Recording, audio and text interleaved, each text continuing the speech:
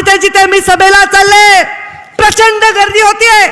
आज 25 सभा महाराष्ट्रात माझ्या जवळपास झाल्या।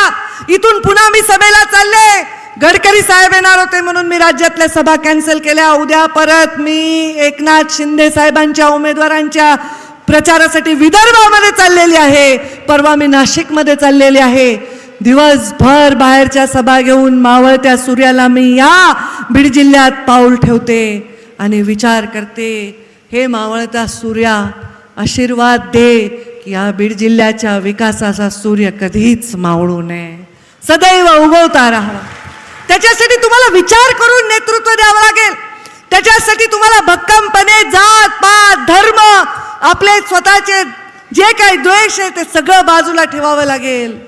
तुतारीकडून 5-6 हजारांनी केवळ तुमच्या ताईचा पराभव झालेला आहे। ती तुतारी पराभूत करण्यासाठी कमळावर तुम्हाला बटन दाबावंच लागेल। कमळावर लक्ष्मीचा आसन आहे। कमळ म्हणजे कमळावर स्वतः साक्षात लक्ष्मी विराजमान असते। आमची योगेश्वरी माता सुद्धा आपल्याला आशीर्वाद दिल्याशिवाय राहणार नाही।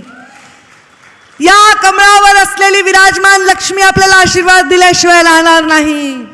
पैशाच्या मसल पॉवरच्या जातीभेदाच्या जर विषयावर प्रत्येक जण निवडून आला तर तुमच्या विषयाकडे कोणीही ढुंकून बघणार नाही। निवडणूक आली की लोक म्हणतील पैसे काढा, निवडणूक आले की लोक म्हणतील गुंडागर्दी करा, निवडणूक आले की लोक म्हणतील काढा विष काढा जे जातीपाती धर्मामध्ये आपल्याला पसरवत आहे। गडकरी साहेबांनी सांगितलं संविधानच बदलणार अशा प्रकारची अफवा प्रधानमंत्री नरेंद्र मोदी जर प्रधानमंत्री झाले तर अशी पसरवली, फेक नरेटिव्ह पसरवलं। पण हे फेक नरेटिव्ह आता आपल्याला पूर्णपणे नेस्तनाबूत करायचंय। कुठे बदललं संविधान? 14 पासून नरेंद्र मोदी प्रधानमंत्री आहे। बदललं का त्यांनी संविधान? नाही बदललं। घरकुल देताना कोणती योजना देताना, अरे जनधन 14च्या पूर्वी 2014च्या पूर्वी तुमच्यापैकी 80% लोकांचे अकाउंटच नव्हते।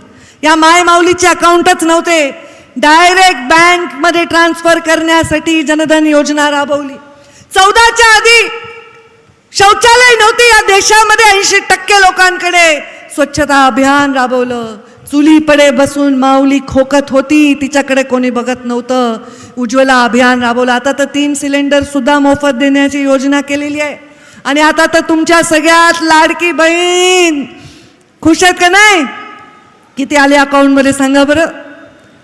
तुमच्यापेक्षा हेच जास्त सांगायला ते यांना देऊ नका बरं का, देताल नाही तर। किती आले अकाउंट मध्ये पैसे? किती आले? 7,500। हा सूर्य आणि हा जयद्रथ असा विकास आम्ही केलेला आहे देशामध्ये। राज्यामध्ये तुमची लेख मंत्री होती, या जिल्ह्याची पालक होती। सांगा कधी कुणाच्या वाकड्यात गेले? कधी कुणाच्या ग्रामपंचायतमध्ये चौकशा लावल्या? कधी कुणाच्या भांडणामध्ये पाय घालून लोकांना एकमेकांच्या अंगावर घातलं? कधीच नाही। आणि आताही तसं करायचं नाही, कोणीच करायचं नाही। मी करू देणार नाही, मी होऊ देणार नाही, कारण मी ऑलरेडी आमदार झाले। आता मी आमदार झालेली आहे। पहिले फक्त परळीचे आमदार होते, आता मी केजची पण आमदार आहे, आता मी माजलगावची पण आमदार आहे, मी आता आष्टीची पण आमदार आहे। कारण मी आता विधानसभेला ज्यांना निवडून दिले, नमिता मुंदडा माझ्या मतदार आहेत, मी त्यांची मतदार होऊ शकत नाही, पण त्यांनी मला मत दिलेलं आहे। आणि आज मी आमदार झाले तर ह्या प्रत्येक जिल्ह्याच्या प्रत्येक गावातल्या कार्यकर्त्याचं, मतदारांचं, त्यांच्या हिताचं रक्षण करण्यासाठी माझ्या जीवनाचा क्षण न क्षण जसा घालवलाय तसाच मी घालवणार। त्यामुळे तुम्हाला विश्वास पाहिजे आणि तो विश्वास तुम्ही येणाऱ्या मतदानामध्ये दाखवा। आता समोरच्या लोकांचा प्रचार काय आहे मला माहित नाही। देशात आमचं सरकार आहे, राज्यातही आमचं सरकार आहे, येणारे आमचं सरकार आहे। त्यांच्याकडे काय मुद्दा आहे? तुम्ही म्हणे आम्हाला दिलं मतदान तर आम्ही 3000 महिलांना देऊ, मग आधी का नाही दिले? तुमच्याकडे होतं ना 2.5 वर्ष सरकार, का नाही दिलं? 14च्या आधी तुमच्याकडे 75 वर्ष या देशाला स्वतंत्रता मिळून तुमच्या हातात सरकार होतं, का नाही दिलं तेव्हा तुम्ही महिलांना एखादी योजना? आता तुम्ही सांगताय महिलांना देऊ। शेतकरी सन्मान योजना, इथे बसले शेतकरी 12,000 रुपये वर्षाला येतात की नाही मोदीजींचे? आता 15,000 करणार आहेत. 15,000. अरे तुमची काळजी केली का कधी? पीक विमा योजना अटल बिहारी वाजपेयींनी आणली, मुंडे साहेबांनी राबवली. त्याच्यानंतर तुमच्या लेकींनी ही योजना राबवली. किती विमा दिला रे? बक्कळ विमा, प्रत्येकाच्या अकाउंटमध्ये बक्कळ पैसे. मग हे जर तुम्हाला आता पाहिजे असेल तर तुम्हाला विकासाचा दृष्टी समोर ठेवून मतदान कर. सगळं विसरून जा. मी विसरले, तुम्ही विसरा. माफ करणाराच राजा असतो, बदला घेणारा राजा होऊ शकत नाही. मी विसरून गेले लोकसभेचा पराभव, कारण मला तो पराभव वाटलाच नाही. 2-2 लाखांनी पराभव झाले लोकांचे, मी तर 5-6 हजारांनी पराभूत झाले. तुम्ही मला विजयीच केलंय.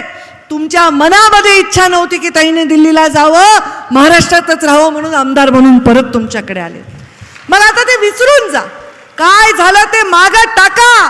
पुढच्या भविष्याचा विषय बघा. काही किरकिर करू नका. हे तुमच्या वेळी नव्हतं, हे नव्हतं, काय नाही. आपलं काम करा. ताईंनी जो तुम्हाला आदेश दिलाय, जी विनंती केली हात जोडून, त्या विनंतीला मान द्या. तुम्ही मला मान दिला तर मी मानच तुम्हाला देईन, हा विश्वास तुम्हाला देते. आणि तो मान नमिता मुंदडा आमदार म्हणून देतील, त्यांच्याकडून तुम्हाला तो मिळेल.